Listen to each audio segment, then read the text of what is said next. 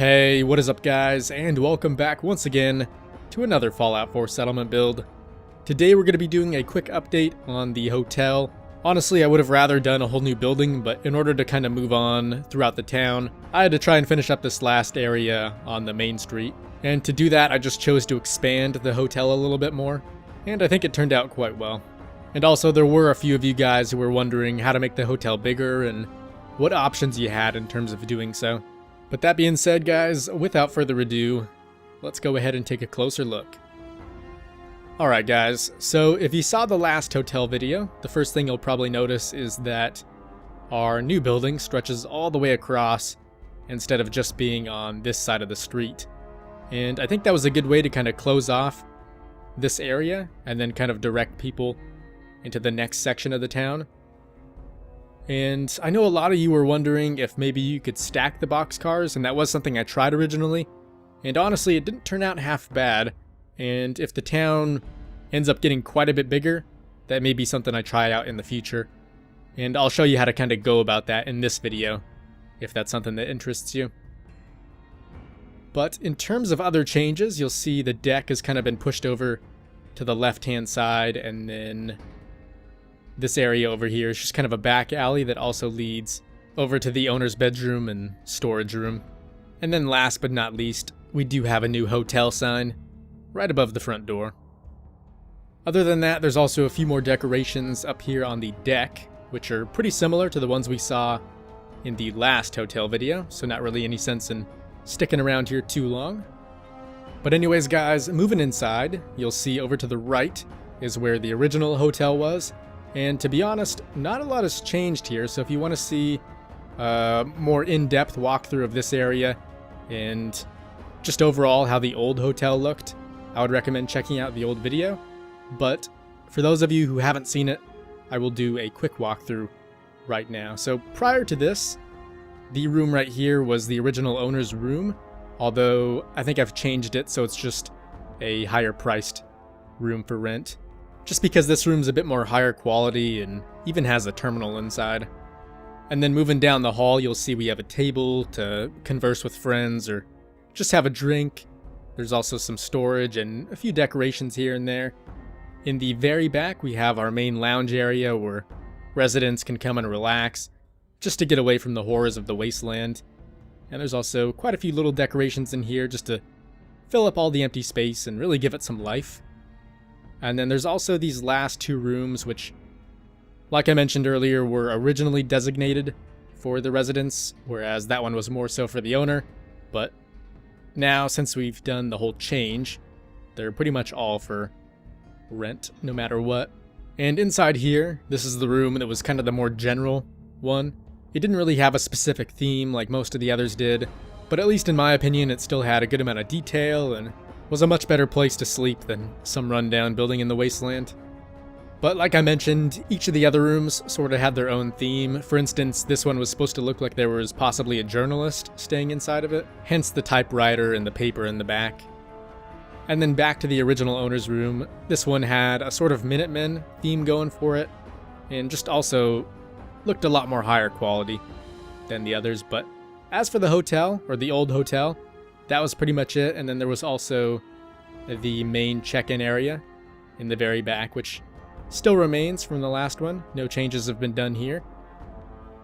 But prior to this, we never really had a lobby area, which is something most hotels have. Oh, and I've also been told this is more of a motel, so I guess maybe we should make that change, but I guess this is the lobby nonetheless. So overall, we just have quite a few more seats and areas to wait while maybe someone else checks in. Not only that, but there's even stuff to do while you wait, such as read a book or maybe even play a game of Blast Radius. And if that's not your thing, you could always just sit back and drink a beer or smoke a cigarette. And then lastly, I think this is the most major change we have in the build, which is the owner's bedroom and pretty much the storage room for the build, since there really wasn't anywhere else to, store things like clean sheets or even just spare clothes and spare food. So I guess we'll start over in the, the bedroom area, which is on the left-hand side. So you can see there's a decent amount of storage for any of the owner's personal items. And instead of going with a Minutemen theme, like we did before, instead I've tried to make it seem like the owner was a pretty big fan of GNN. So that's why he has, or she has, a lot of radio equipment and also the GNN poster in the back. But other than that, I'd say that's pretty much everything for the owner's room. Notice I have tried to leave it quite dark, just to make it seem a bit more private and as if the owner could actually get some sleep in there. However, the other side of the room is quite a bit more lively, and there's even a few little story elements here, such as the opened Mr. Handy box. So maybe you could imagine that this hotel actually has a Mr. Handy just flying around, maybe helping out residents, although that's kind of up to your own imagination unless you're dedicated enough to bring in Codsworth or maybe Curie if she's still in robot form. And once again, there's storage, since this is partly a storage room and also a room for the owner to do some of the more business type of work, like filing payments or maybe just logging which rooms are vacant and which ones aren't open anymore. Oh yeah, and one more thing before we finish up. I remember I told you guys I would at least try and show you how you might go about adding a second floor to the boxcar builds. And for this one, I'd say just open up the back wall here, because some of the stuff in the way really is not necessary.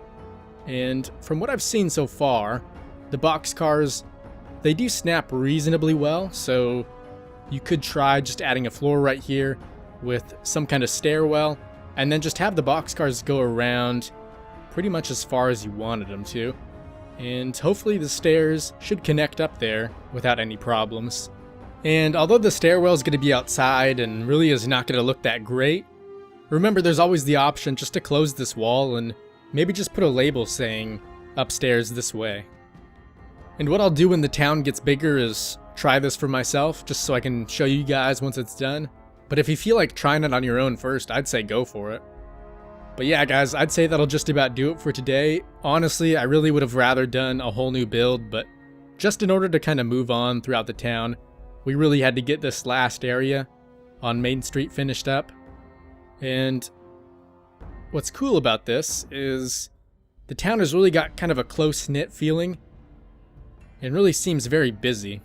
And at least for me, this really was my only option because I tried so many things, even just placing in a really small barber shop in the back, and for me it just never really looked all too great, so I thought this was the next best thing. But that being said, hopefully you guys enjoyed it nonetheless. As usual, if you have any ideas for future builds, I would love to hear those. But thanks again for watching, and as always, I will see you in the next one.